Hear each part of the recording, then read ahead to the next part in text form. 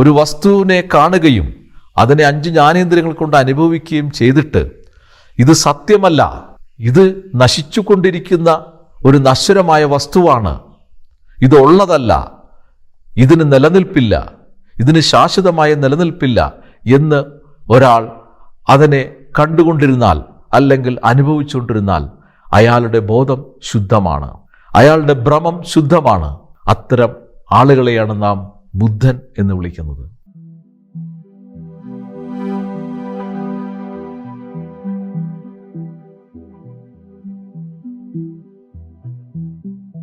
ബോധശാസ്ത്രത്തിൻ്റെ 5ാമത്തെ എപ്പിസോഡിലേക്ക് മാന്യ ശ്രോതാക്കൾക്ക് സ്വാഗതം.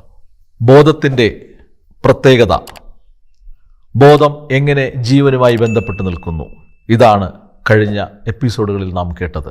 ഈ എപ്പിസോഡിൽ നാം ബോധത്തിൻ്റെ ഏറ്റവും പരമപ്രധാനമായ ഒരു സവിശേഷത വിവരിക്കുന്നു. എന്താണ് ബോധത്തിൻ്റെ ഏറ്റവും വലിയ പ്രത്യേകത? ബോധത്തിൻ്റെ ഏറ്റവും വലിയ പ്രത്യേകത സങ്കല്പങ്ങളെ ഭ്രമത്തിലൂടെ മെറ്റീരിയലൈസ് ചെയ്യുക അഥവാ പദാർത്ഥവൽക്കരിക്കുക. ഇതാണ് ബോധത്തിൻ്റെ ഏറ്റവും വലിയ പ്രത്യേകത. ഈ ഒരു പ്രത്യേകതയെക്കുറിച്ച് നാം തീരെ പഠിച്ചിട്ടില്ല, പഠിക്കാൻ കൂട്ടാക്കിയിട്ടില്ല. എങ്ങനെയാണ് ബോധം ഭ്രമിക്കുന്നത്, എങ്ങനെയാണ് ബോധം സങ്കല്പങ്ങളെ പദാർത്ഥവൽക്കരിക്കുന്നത്, ഇതാണ് നാം ഈ വീഡിയോയിൽ കേൾക്കാൻ പോകുന്നത്. 3 തരത്തിലാണ്, 3 രീതിയിലാണ് ബോധം മനുഷ്യനിൽ തൻ്റെ അനുഭവങ്ങളെ പദാർത്ഥവൽക്കരിക്കുന്നത്. എന്തുകൊണ്ടാണ് ഭ്രമം എന്ന വാക്ക് ഉപയോഗിച്ചത് ഇവിടെ? ഭ്രമം എന്ന വാക്കിൻ്റെ അർത്ഥം, ഭ്രമം എന്നത് വേദാന്തത്തിൽ നിന്ന് എടുത്തൊരു ഒരു പദമാണ്.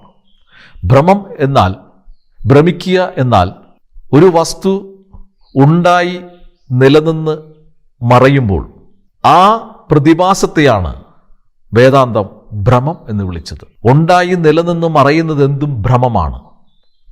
അങ്ങനെയെങ്കിൽ ഈ പ്രപഞ്ചം മുഴുവനും ഒരു ഭ്രമമാണ്.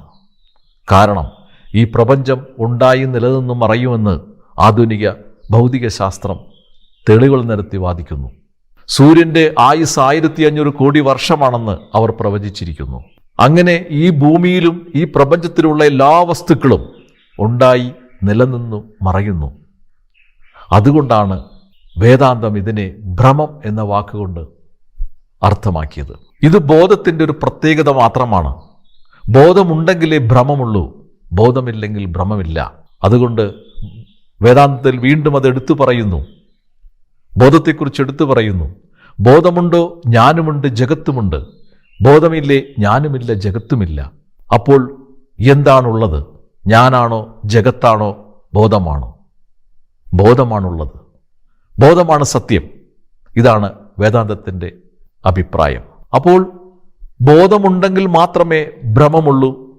ആ ഭ്രമത്തിലാണ് ജഗത്ത് നിൽക്കുന്നത്. ജഗത്ത് അല്ലെങ്കിൽ നമ്മുടെ ശരീരം, ഈ ഭൂമി, ഇതെല്ലാം ഭ്രമമായി ബോധത്തിൽ നിൽക്കുന്നു. അത് നാം ബോധമുണ്ടെങ്കിൽ മാത്രമേ നമുക്കതിനെ ദർശിക്കാനും അനുഭവിക്കാനും കഴിയുകയുള്ളൂ. ഈ ഭ്രമത്തെ ബോധശാസ്ത്രം 3ആയി തരംതിരിച്ചിരിക്കുന്നു. വേദാന്തം അത്തരം ഒരു തരംതിരിവ് കാണിക്കുന്നില്ല, പറയുന്നില്ല. എന്നാൽ ബോധശാസ്ത്രമാണ് അതിനെ 3ആയി തരംതിരിച്ചത്. 3 തരം ഭ്രമത്തിലൂടെയാണ് ബോധം എല്ലാ മനുഷ്യരിലും നിലനിൽക്കുന്നത്. പഠിക്കാനുള്ള എളുപ്പത്തിനും മനസ്സിലാക്കാനുള്ള എളുപ്പത്തിനും വേണ്ടിയാണ് അതിനെ 3ആയി തരംതിരിച്ചത്. അല്ലെങ്കിൽ നമുക്കത് വ്യക്തമായി മനസ്സിലാക്കാൻ സാധ്യമല്ല. അതിലൂടെയാണ് നാം നമ്മുടെ നിലനിൽപ്പിനെ മനസ്സിലാക്കുന്നത്. എന്താണ് 3 തരം ഭ്രമം? 1 അശുദ്ധമായ ഭ്രമം, 2 വിഭ്രമം, 3 മതിഭ്രമം.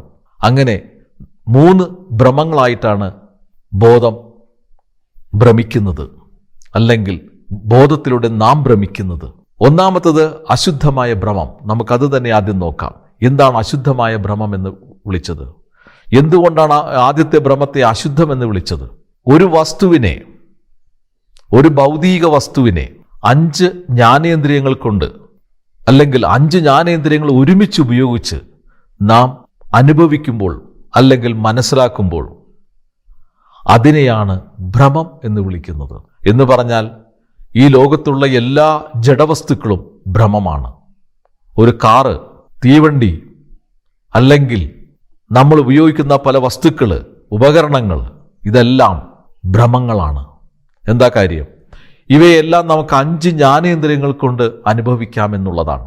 സ്പർശിച്ച്, ഗന്ധം ഉപയോഗിച്ച്, കണ്ട്, കേട്ട്, രുചിച്ച്, ഇങ്ങനെയെല്ലാം നമുക്ക് 5 രീതിയിൽ നമുക്ക് ഒരു വസ്തുവിനെ അനുഭവിക്കാൻ കഴിഞ്ഞാൽ അതിനെയാണ് ഭ്രമം എന്ന് വിളിക്കുന്നത്, അല്ലെങ്കിൽ അശുദ്ധമായ ഭ്രമം എന്ന് വിളിക്കുന്നത്.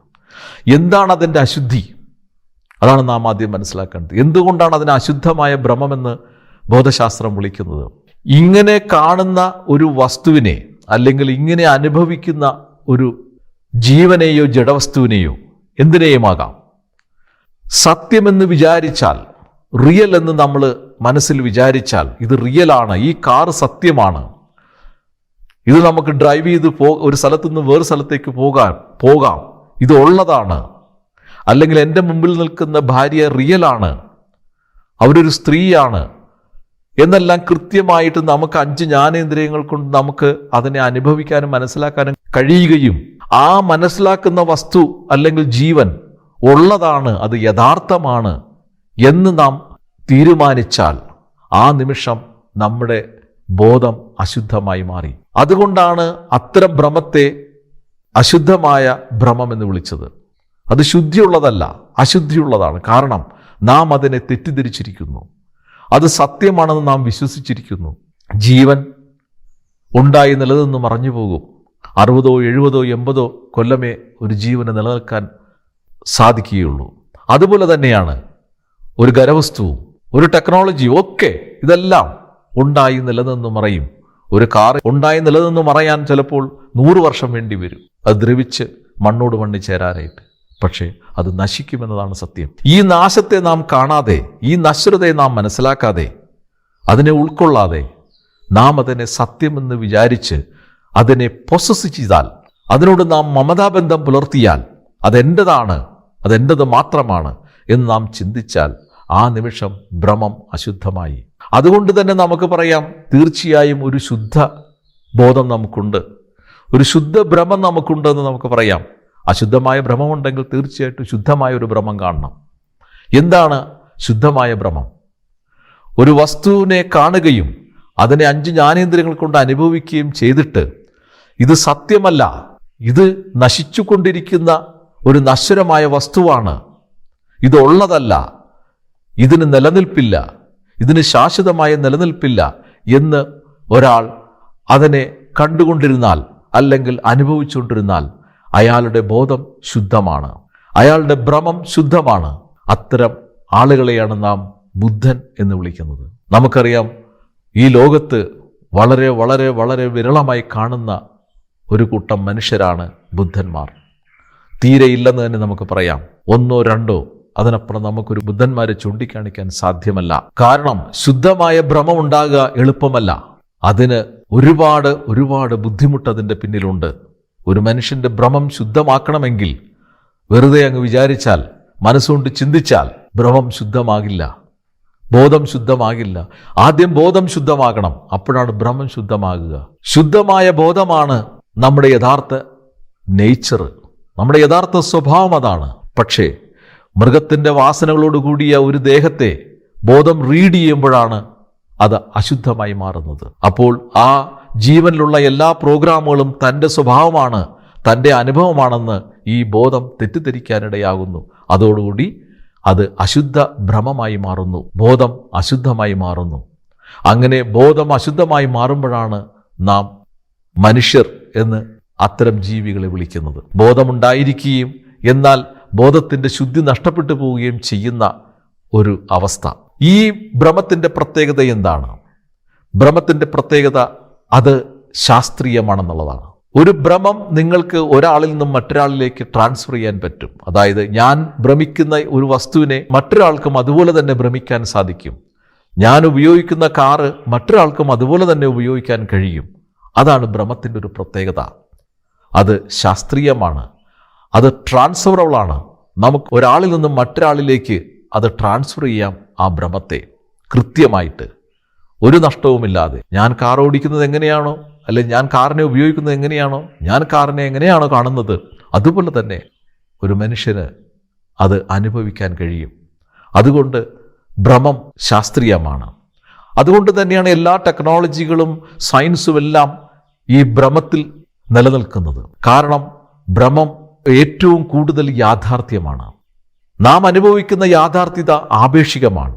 ഈ ആപേക്ഷിക യാഥാർത്ഥ്യത്തിൽ ഏറ്റവും കൂടുതൽ യാഥാർത്ഥ്യം നൽകുന്ന ഒന്ന് ഭ്രമമാണ്, അശുദ്ധമായ ഭ്രമമാണ്. അങ്ങനെ നാം അശുദ്ധമായ ഭ്രമത്തിലൂടെ അല്ലെങ്കിൽ അശുദ്ധമായ ബോധത്തിലൂടെ നാം ഒരു വസ്തു റിയൽ ആണെന്ന് ഭ്രമിക്കുന്നു. അതുകൊണ്ട് തന്നെ നാം അതിനെ പൊസസ് ചെയ്യാൻ അല്ലെങ്കിൽ അതിനെ നാം സ്വന്തമാക്കാൻ ആഗ്രഹിക്കുന്നു. ഇതാണ് ബോധത്തിൻ്റെ ഒന്നാമത്തെ പ്രത്യേകത. അപ്പോൾ ബോധത്തിൻ്റെ ഏറ്റവും പ്രധാനപ്പെട്ട അല്ലെങ്കിൽ ബോധത്തിലെ ഏറ്റവും റിയാലിറ്റി കൂടിയ ഒരു ഭ്രമമാണ് അശുദ്ധമായ ഭ്രമം. അതുകൊണ്ട് തന്നെയാണ് നാം അതിനെ റിയൽ എന്ന് വിചാരിക്കുന്നത്. അങ്ങനെ മനുഷ്യരിൽ വാസ്തവം എന്ന ഭ്രമം അല്ലെങ്കിൽ ഒരു മായയെ സൃഷ്ടിച്ചുകൊണ്ട് ഈ ലോകത്തിലുള്ള എല്ലാ വസ്തുക്കളും ജീവനും നിലനിൽക്കുന്നു. അങ്ങനെ ഭ്രമമായ വസ്തുവിനെ നാം പൊസസ് ചെയ്യാൻ ആഗ്രഹിക്കുന്നു, അല്ലെങ്കിൽ നമുക്കതിനോട് ഒരു മമതാബന്ധം നാം പുലർത്തുന്നു. അതെൻ്റെതായിരിക്കണം, എനിക്ക് വേണം, അതെൻ്റെത് മാത്രമാണ് എന്ന് നാം മനസ്സിൽ ചിന്തിക്കുകയും നാം അതിനെ ജീവിതകാലം മുഴുവനും കൊണ്ടു നടക്കുകയും ചെയ്യുന്നു. ഇതാണ് ബോധത്തിൻ്റെ ഏറ്റവും യാഥാർത്ഥ്യം കൂടിയ ഭ്രമം. മറ്റ് 2 ഭ്രമങ്ങളെക്കുറിച്ച് നിങ്ങൾക്ക് അടുത്ത എപ്പിസോഡിൽ കേൾക്കാം. നന്ദി, നമസ്കാരം.